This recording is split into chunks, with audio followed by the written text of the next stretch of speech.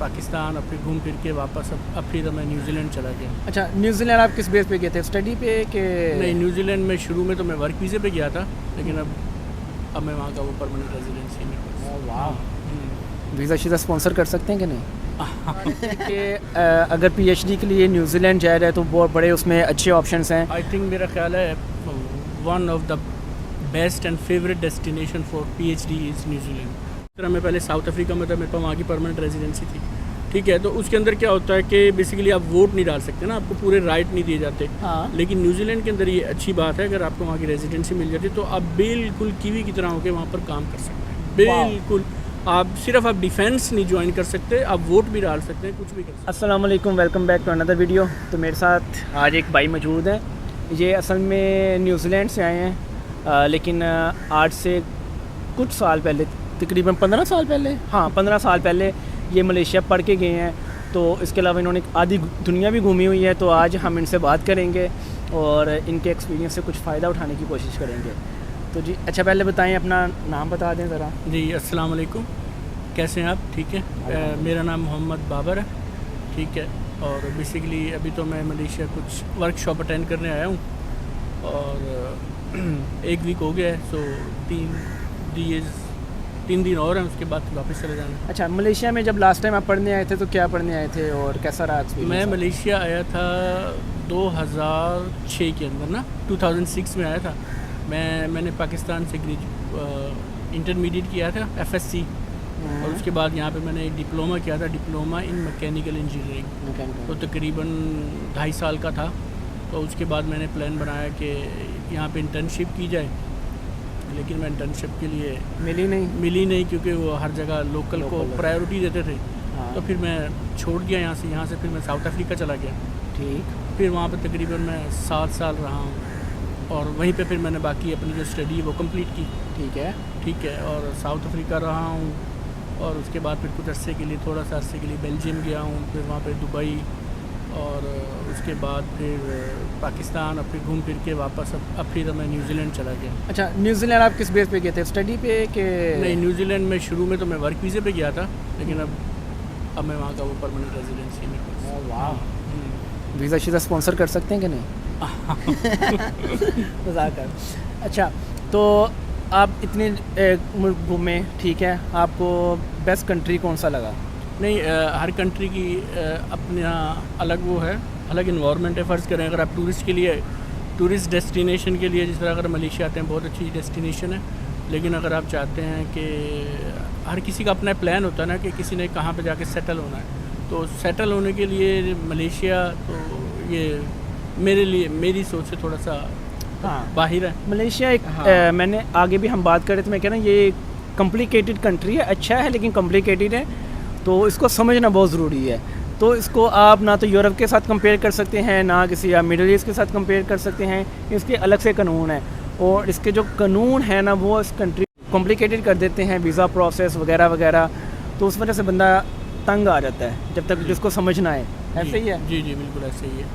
अच्छा, अब आप मुझे बता रहे थे कि अगर पीएचडी के लिए न्यूजीलैंड जा रहे हैं तो बहुत बड़े उसमें अच्छे ऑप्शंस हैं। आई थिंक मेरा ख्याल है one of the best and favourite destination for PhD is New Zealand. अच्छा जी, तो उसकी अगर आपकी वाइफ वहाँ पर आ जाती है स्कॉलरशिप के ऊपर, तो आपको आपके हस्बैंड को जो और बच्चों को, वैसे तो वहाँ पर स्टडी भी फ्री है बच्चों के लिए, ठीक है। और उसके बाद आपके जो हस्बैंड हैं, बच्चों के लिए कह रहा हूँ, यानी 5 क्लास तक, 10 क्लास तक जब, हाँ। और उसके बाद जो आपके हस्बैंड हैं, फ़र्ज़ करें, या आपकी वाइफ हैं, वो वहाँ पे फुल टाइम काम कर सकती हैं, ठीक है ना, फुल राइट आपको वो वीज़ा मिल जाता है। और स्कॉलरशिप भी बहुत ज़्यादा है, और मेरा ख्याल है 5 आइज़ कंट्रीज़ में शामिल है वो। 5 आइज़ कंट्री में जिस तरह Australia, New Zealand, Canada, America, England. So मेरा ख्याल है बहुत अच्छी डेस्टिनेशन है। ऑस्ट्रेलिया और न्यूजीलैंड का बहुत गहरा ताल्लुक़ है। अच्छा। अगर आप वहाँ पर न्यूजीलैंड में इस तरह कहते हैं कि ऑस्ट्रेलिया फादर है और न्यूजीलैंड सन है। तो आप समझते हैं कि पीएचडी के लिए अगर आपको वहाँ पे एडमिशन मिल जाता है रिसर्च बेस पे, तो वो बेस्ट है उससे? जी अच्छा जी बिल्कुल, बहुत ज़्यादा पाकिस्तानी फैमिलीज़ आ रही हैं वहाँ पे पीएचडी करने के लिए, और बहुत अच्छी स्कॉलरशिप पे मिलती है। उसके बाद आप रेजिडेंसी अप्लाई कर सकते हैं, वहाँ पे रह सकते हैं। तो मेरा ख्याल है मुस्लिम कम्युनिटी वहाँ की बहुत अच्छी है। हर तरीके से बहुत अच्छा, अच्छा। उसके अलावा ये कि रेसिज्म है वहाँ पे, क्योंकि मुझे लगता है, जो मैंने सुना है, ठीक है, एक्सपीरियंस नहीं किया, मेरा दोस्त है एक ऑस्ट्रेलिया में 10 साल से, वो बताता है कि कंपेरेटिवली वहाँ पे रेसिज्म है ऑस्ट्रेलिया में। न्यूजीलैंड में क्या सीन है? नहीं, न्यूजीलैंड बेसिकली डिवाइडेड है 2 आइलैंड के अंदर, एक को नॉर्थ आइलैंड कहते हैं, एक को साउथ आइलैंड कहते हैं। जो नॉर्थ आइलैंड है उसके अंदर ऑकलैंड, वेलिंगटन आता है, और जो साउथ आइलैंड है उसके अंदर क्राइस्टचर्च आता है। तो बेसिकली जो ऑकलैंड वाला इलाका है वहाँ पर, ऑकलैंड में बेसिकली बहुत ज़्यादा मिक्स लोग रहते हैं, पाकिस्तानी, इंडियन, चाइनीज़। लेकिन वो जो साउथ आइलैंड है वो है क्राइस्टचर्च, जहाँ पे वो मस्जिद का वाक़या भी हुआ था। हाँ, तो रेसिज्म तो मैंने अभी तक फेस नहीं किया, लेकिन डिपेंड्स करता है केस टू केस, किसको क्या होता है, डिपेंड करता है। लेकिन ऑस्ट्रेलिया ज़्यादा मशहूर है इन चीज़ों के लिए, खास तौर पे इंडियन लोगों के लिए। हाँ, इंडियन लोगों के लिए स्पेशली, क्योंकि मेरा दोस्त आया था तो मैंने उसको पूछा था कि क्योंकि वहाँ पे अक्सर ना इंडियंस ऑस्ट्रेलियन के फड्डे चलते हैं, हाँ। ठीक है, तो मैंने उसको पूछा कि कभी तुम्हारे साथ ऐसा कुछ हुआ है, तो वो कहता है हुआ तो नहीं, क्योंकि अभी उनको ना हमारी पहचान होनी शुरू हो गई कि ये पाकिस्तानी है और ये इंडियन, और लेकिन वो इंडियन से ज़्यादा वो करते हैं फड्डे। Is it true? और बाकी न्यूजीलैंड के अंदर एक अच्छी बात है, बहुत अच्छी मुस्लिम कम्युनिटी है आपके अंदर, बहुत अच्छी मुस्लिम कम्युनिटी है वहाँ पर। हाँ, कॉस्ट ऑफ लिविंग का क्या सीन है? बहुत हाई है कि क्या सीन है? अगर कॉस्ट ऑफ लिविंग तो बहुत ज़्यादा हाई है। अगर फ़र्ज़ करें एक फैमिली है, वो जाती है, तो क्या अगर लेट्स से कि वाइफ पढ़ रही है, ठीक है, और हस्बैंड काम कर रहा है, तो क्या वो हस्बैंड वाइफ और अपना खर्चा उठा सकता है कि वाइफ को भी काम करना ही पड़ेगा? नहीं, अगर ये डिपेंड करता है ना, कुछ लोग होते हैं उनके पास इतनी सेविंग नहीं होती, ठीक है ना, कि फ़र्ज़ करें उन्होंने फ़ीस दे दी है एक दफ़ा यूनिवर्सिटी को, बाद में वो सोच रहे होते हैं कि घर का एक्सपेंस किस तरह चलाएं, तो कम से कम 6 महीने का 7 महीने का वो बंदा साथ अपना बजट लेके चलता है ना साथ में। अप्रोक्सीमेट बजट क्या है अगर लेट्स से 2 बंदों के लिए मिनिमम जो बजट हो सकता है वो क्या हो सकता है? बेसिकली न्यूजीलैंड के अंदर कुछ लोग शेयरिंग अपार्ट उसके अंदर भी रहते हैं, ठीक है। अगर आप शेयरिंग एक रूम लेके रह रहे हैं, फ़र्ज़ करो भी आप इतना बजट अफोर्ड नहीं कर सकते, तो आपको, अगर आप साउथ में रह रहे हैं, साउथ का मतलब क्राइस्टचर्च में रह रहे हैं, तो आपको $250 पर वीक का बहुत अच्छा रूम मिल जाएगा। पर वीक है ना न्यूजीलैंड और ऑस्ट्रेलिया के अंदर। लेकिन अगर आप ऑकलैंड वाली साइड पे रह रहे हैं तो 300, डिपेंड्स टू द एरिया आप कहाँ रहना चाह रहे हैं। वैसे ही है जैसे बाकी अगर आप एक अपार्टमेंट लेना चाहेंगे तो 500-600 पर वीक। वहाँ पे वीक के हिसाब से ये खर्चे होते हैं, सैलरी भी वीक के हिसाब से होती है, और रेंट वगैरह भी वीक के हिसाब से होते हैं, मंथली नहीं होता। और खाने पीने का भी कोई इतना ही हो जाता है जितना रेंट का डबल, या वो कम? नहीं, खाना पीना तो एक्सपेंसिव है यहाँ के हिसाब से, पाकिस्तान के हिसाब से, लेकिन इतना ज़्यादा एक्सपेंसिव भी नहीं है इतना। अगर आप घर पे तो वो पकाते हैं तो अच्छा, अगर खर्चे कंट्रोल किए जाएँ तो एक बंदा अगर काम करे तो अगर वो सर्वाइव करना चाहें कर सकते हैं। न्यूजीलैंड के अंदर ये होता है कि आप हस्बैंड और वाइफ दोनों ही काम कर रहे हैं, जिन्होंने सेविंग वगैरह करनी होती है ना। हाँ, ऐसे ही है। हाँ, और जॉब्स वगैरह की क्या सिचुएशन है, मिल जाती हैं? जॉब्स तो बहुत है, करने वाला होना चाहिए, करने वाला, यही मलेशिया वाला सीन है। लेकिन यहाँ पे फिर भी वो होता है, लेकिन यहाँ पे समझने में टाइम लगता है। शुरू के अंदर फ़र्ज़ करें, अगर आप किसी की ये मेंटालिटी बनी हुई है कि वो पाकिस्तान में कोई डिप्टी मैनेजर है या फिर पाकिस्तान में कोई जनरल मैनेजर है, वो जाके कहे कि मैंने वहाँ जाके जनरल मैनेजर ही लगना है या सेल्स मैनेजर ही लगना है, तो फिर इस तरह नहीं काम चलेगा। वो बेसिकली वहाँ का की एक्सपीरियंस काउंट करता है। अच्छा, आपको अगर आप किसी होलसेलर दुकान पे भी लग जाएंगे, कहीं पे भी, तो आपको जॉब मिल जाएगी। अब मैं आपको बता रहा हूँ कि कुछ लोगों की मेंटालिटी पाकिस्तान में, अब ना मेरे एक बंदा कहता है मैं पाकिस्तान में ना बैंक में काम करता हूँ, तो क्या मैं मलेशिया में आके सर्वाइव कर सकता हूँ? तो मैं उसको बता रहा हूँ कि यार क्या एक्सपेक्ट कर रहे हो? कहता है मैंने कहा कोई भी छोटा मोटा काम करना पड़ेगा, फिर देख लो, फिर आगे देखा रहेगा। कहते हैं यहाँ कोई बैंक वगैरह का काम नहीं होगा। अब आप फ़र्ज़ करें कोई बैंक मैनेजर भी है, स्टेट बैंक का भी मैनेजर है, अगर वो मलेशिया में आता है तो वो उनके लिए तो फॉरेनर है, वो क्यों उस पर ट्रस्ट करेंगे कि वो हमारे कंट्री का सोचेगा? ठीक है, वो तो सिक्योरिटी गार्ड भी फॉरेनर को नहीं रखेंगे कि कल को यार ये डिकेटी करवा देगा, इसका बैकग्राउंड का नहीं पता, वो डिकेटी करवा के बलोचिस्तान चला जाए, कौन पकड़ेगा उसको जाके? बिल्कुल ऐसे ही। तो ऐसा कुछ नहीं होता। आप जो मर्ज़ी हो पाकिस्तान में, जब आप किसी दूसरे कंट्री जाते हैं आप समझे कि आपको ज़ीरो से स्टार्ट करना पड़ता है।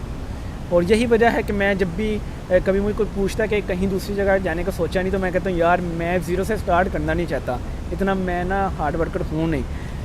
और बाकी ये बताएं कि बाकी कुछ मेरे दोस्त हैं वहाँ पर, जिस तरह फ़र्ज़ करें वो सऊदीया में पहले काम करते थे, दुबई में काम करते थे, उनकी बहुत अच्छी सैलरीज थी, यूँ समझ ले 25,000 दरहम पर मंथ। लेकिन फिर वो कहते हैं कि ये 10 साल भी रह गए, 15 साल भी रह गए। कुछ लोगों को बड़ा शौक होता है कि हमारे पास फ़ॉरेन पासपोर्ट हो ना, तो वहाँ पे मलेशिया हो गया या फिर दुबई, सऊदी, मिडल ईस्ट में जितने भी कंट्रीज होंगे वहाँ पे ऐसी कोई पॉसिबिलिटीज़ नहीं है Possibilities कि नहीं आप है। ऐसा कुछ कर नहीं सकते। हाँ, मलेशिया में भी आप कुछ भी कर लें, यहाँ पे 50 साल भी डालें, इवन कि आप शादी कर लें, आपके बच्चे भी हो रहे हैं तो आपको पासपोर्ट नहीं इतनी जल्दी मिलने वाला, ठीक है।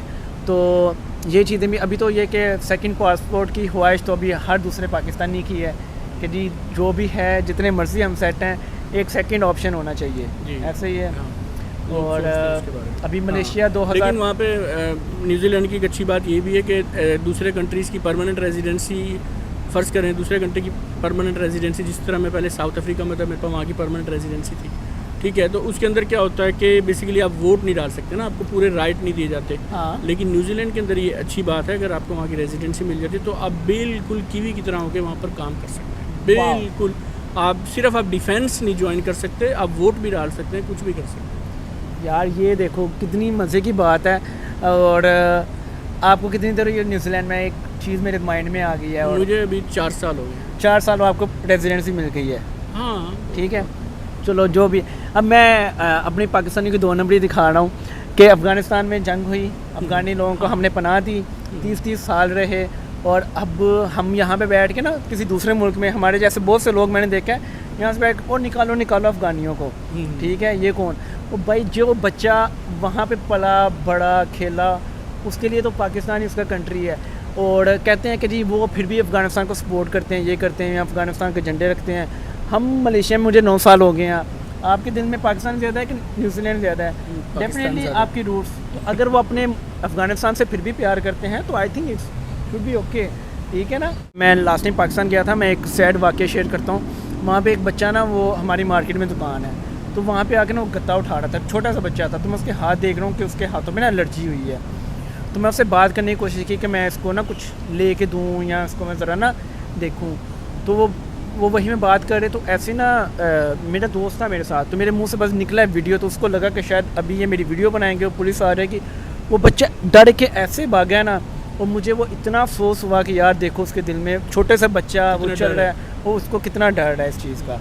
वो चीज़ देख के मुझे बहुत दुख हुआ था।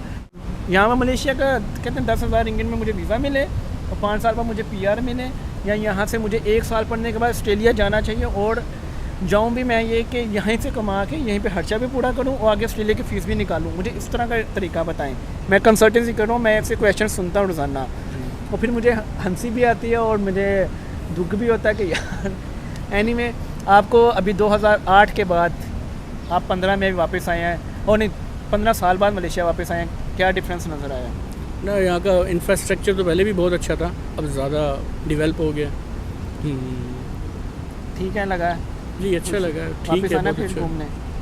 हाँ, जब मौका मिलेगा तो आएंगे। चलिए जी, बहुत शुक्रिया आपने मुझे इतना टाइम दिया, और ये कि मैं इनसे फ़र्स्ट टाइम मिला हूँ, और मैं वीडियो स्टार्ट करने से पहले तक तो मुझे इनके नाम का भी नहीं था पता, उनको भी शायद मेरे ओरिजिनल नाम का नहीं पता अभी तक। मेरा नाम रिजवान है, और मुझे बड़ी खुशी हुई, आपने बड़ा मुझे फील नहीं होने दिया कि मैं किसी बंदे से पहली दफ़ा मिला हूँ। तो बहुत शुक्रिया आपका। आपका भी बहुत शुक्रिया भाई, टाइम